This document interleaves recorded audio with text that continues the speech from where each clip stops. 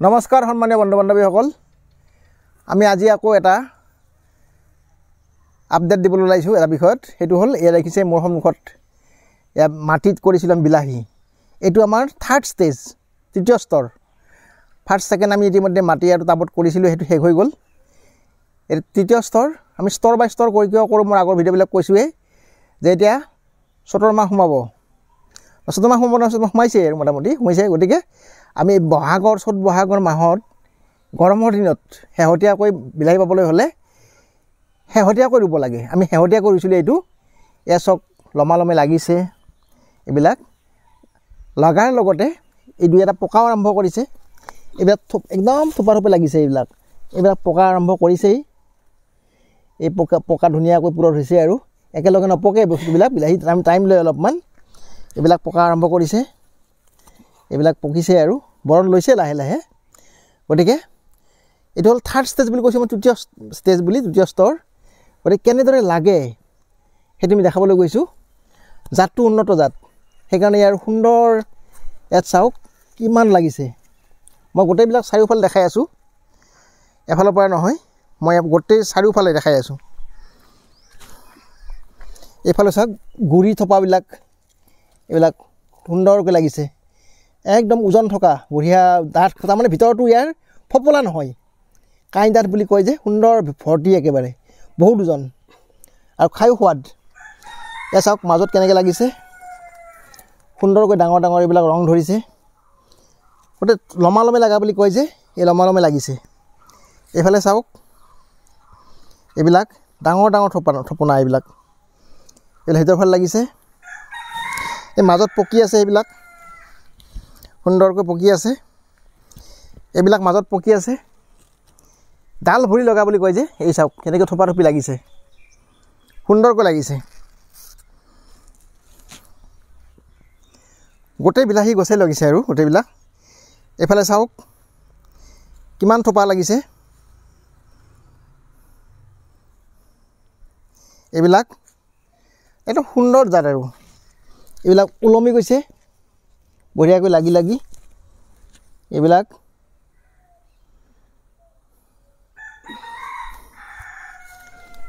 থোপাত 7টা 8টাকৈ আছে। থোপাত এটা থোপনাত 7টা 8টা ইমানলৈকে আছে।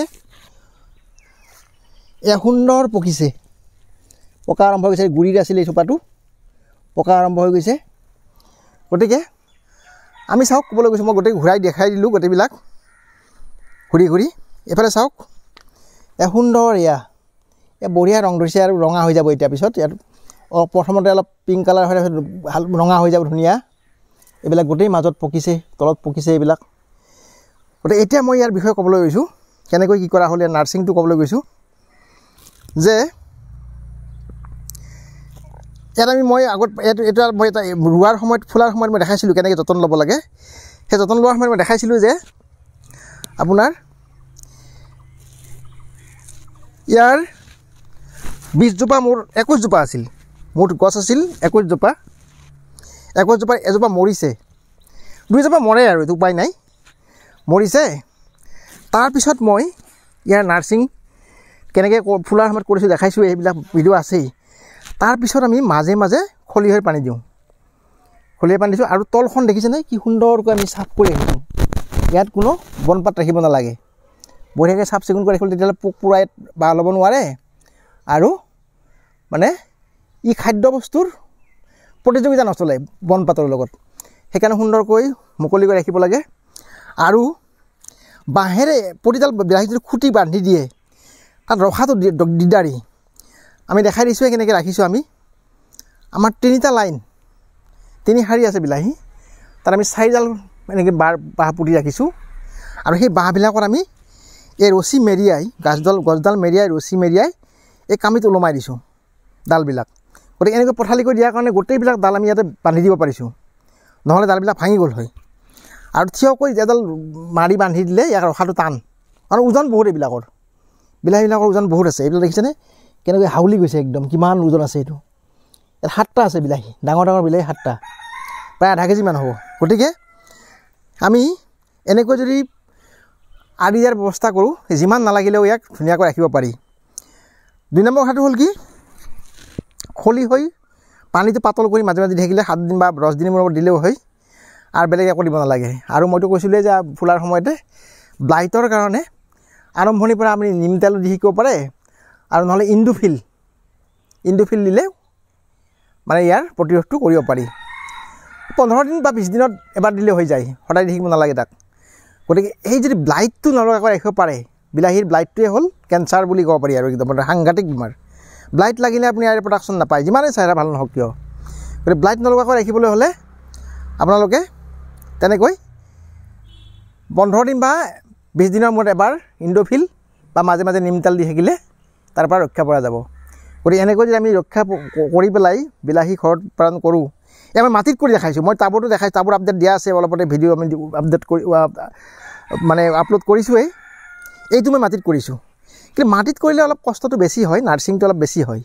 সেইটোৱে আমাৰ পাৰ্থক্য লাগোতে সমানেই লাগে আৰু আমাৰ টাব আৰু মাটিত প্ৰায় সমানেই লাগে গতিকে আমি ইয়াত দেখাইছোঁ কি যে মাটিতো কৰিব পাৰি মোৰ এজন বন্ধুৱে মানে সন্মানীয় বন্ধু এজনে দৰ্শক বন্ধু এজনে কৈছিল যে আপুনি চববিলাক টাবত বস্তাতে কৰে নেকি মই তেখেতক আগতেও কৈছোঁ যে আমি চবতে কৰোঁ মাটিতো কৰোঁ টাবতো কৰোঁ য'ত যেনেকৈ সুবিধা হয় আমি তেনেকৈ কৰোঁ দুইটা পদ্ধতিতে কৰিছোঁ গতিকে মাটিত কৰি এটা কথা কি পানীটো সদায় নিদিলেও কথা নাই সেইটো ইয়াত মানে এটা সুবিধা পানীটো 3 দিন 4 দিন বা সপ্তাহত ভালকৈ এদিন দিলে হৈ যায় কিন্তু টাবত কৰিলে বা পলিথিনত বেগত কৰিলে পানীটো প্ৰায় সদায় দিব লগা হয় বিলাহীত লগাৰ সময়ত বা ফুলাৰ সময়ৰ পৰা গতিকে পানী দিয়াটো অলপমান মানে পাৰ্থক্য আছে ইয়াত পানী সদায় দিব নালাগে কিন্তু কষ্টৰ ফালৰ পৰা প্ৰতিপালন কৰাৰ ক্ষেত্ৰত টাবত বেছি সহজ আৰু যোনে যেনেকৈ কৰিব পাৰি নিজা কথা এনেকৈ যদি 2 জোপা বা 3 জোপা কৰে ঘৰত ইমান কৰিলেও কথা নাই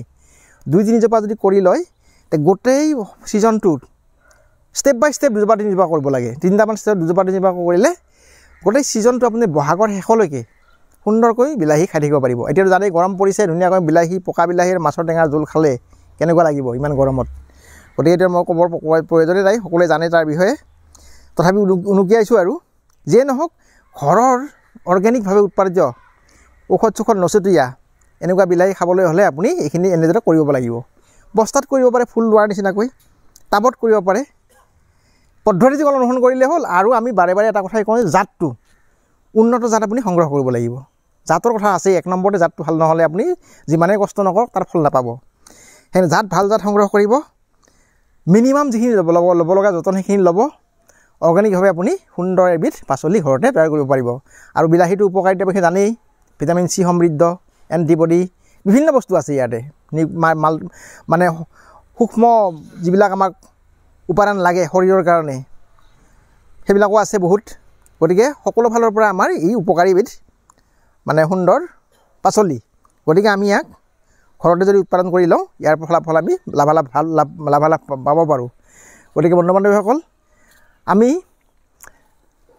আমাৰ মানে গোটেই প্ৰচেছটো দেখুৱালোঁ কেনেকৈ কৰিব লাগে কেনেকৈ কৰোঁ আমি কৰা পদ্ধতি নিজা নিজা অৱশ্যে তথাপি আমি আমাৰ পদ্ধতিত আমি দেখুৱাইছোঁ আপোনালোকে যে ভাল লগা বুলি ভাবে এনেকুৱা অনুসৰণ কৰিব পাৰে কিন্তু এনেকৈ যদি কামি বান্ধি দিয়ে 2টা খুঁটি পুটি কামি বান্ধি দিয়ে এনেকৈ কমকৈ বেছি দীঘল কৰিব নালাগে লাইনবিলাক তেতিয়া খৰচটো কম হয় নহ'লে আমি প্ৰতিডাল যদি বিলাহী এডাল খুঁটি বান্ধি দিয়ে এডাল খুঁটিত ৰাখিব অসুবিধা ডালবিলাক হাউলি যায় কিন্তু এনেকৈ যদি পথালিকৈ বান্ধি আপুনি ওলমাই ৰাখে তেতিয়াহ'লে কম খৰচত হয় আৰু ডালবিলাক ভাঙি নাযায় গতিকে সেইফালৰ পৰা আমি এই পদ্ধতিটো অনুসৰণ কৰোঁ আৰু টাবতো দেখুৱাইছোঁ আমি গছডাল মেৰাই কেনেকৈ আনিব পাৰি গতিকে আমি আমাৰ একেবাৰে শেষৰ স্তৰটো 3rd ষ্টেজত বিলাহী যেনেকৈ কৰে মাটিত কৰি খাব পাৰি তাৰ বিষয়ে আজি আমি আপোনালোকৰ আগত ফলাফলটো দাঙি ধৰিলোঁ কেনে দেখিলে আমাক মন্তব্যৰে উপকৃত কৰিব লগতে লাইক আৰু শ্বেয়াৰ কৰিবলৈ নাপাহৰিব ধন্যবাদ।